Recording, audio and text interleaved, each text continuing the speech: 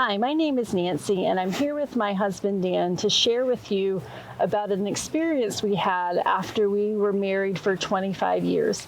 After that many years of marriage, we had settled into different roles. Dan took care of all the household repairs. I took care of paying all our bills. And there were many situations like that one or the other of us normally took care of that situation. And then in that 25th year of marriage, Dan was diagnosed with stage 4 cancer. And all of a sudden, those roles had to shift or be adjusted or evolve. All of a sudden, as Dan looked at all of the household repairs, he started to realize that I needed to know how to do some of those. As I was paying our bills, I realized I needed to know how we were going to handle all the medical bills that were coming up. Relationally, we were starting to talk about long-term illness and end of life and things that while we knew that one day they would be part of our relationship, at that point in our lives, we had never had those conversations. And one of the important things that I think we both learned, I know that I learned, is that while we were traveling the same road, we were having the same experience, we certainly had different perspectives. For example, one of the things that I wanted to do was to pass along to Nancy all of the insight, all the wisdom that she was going to need to know about the house in order to be able to live here after I was gone and was no longer around.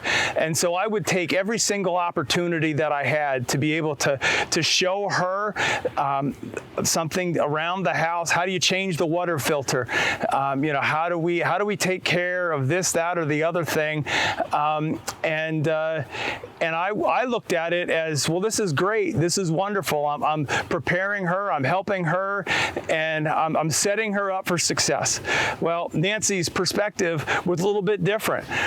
Every time that I started to talk like that, it was a reminder to her that, yeah, something was wrong, and chances were really good that I was not going to be around much longer, and it hit her in a different kind of a way.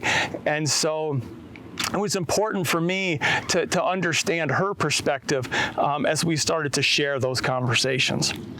So as the years went on, thankfully, Dan is still here with us. And we've had 7 years of these conversations. And as we thought about them, we realized that we're not the only people in a disruption in our life dealing with an illness or a major life change. And so we started compiling all of the questions that we talked about, questions that we felt we needed to use in a conversation as we thought about the present and the future. And our goal is not to provide answers because our answers are going to be different than your answers. Our reality is different than your reality. And really our goal is just to help you begin to have the kind of caring conversations that are going to allow you to address some of the difficult things that happen in the midst of some of life's most difficult disruptions.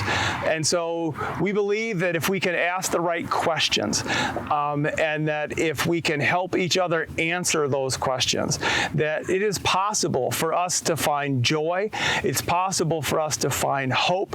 It's possible for us to find encouragement, even in the midst of some of the most difficult seasons in our lives. And so we offer this book, Caring Conversations, in the hopes that you'll be able to use it, that you will be able to wrestle with some of the difficult questions that are found there, and that you will be able to find hope, that you will be able to find joy, that you will be able to find a future, that you will be able to live each day to the fullest.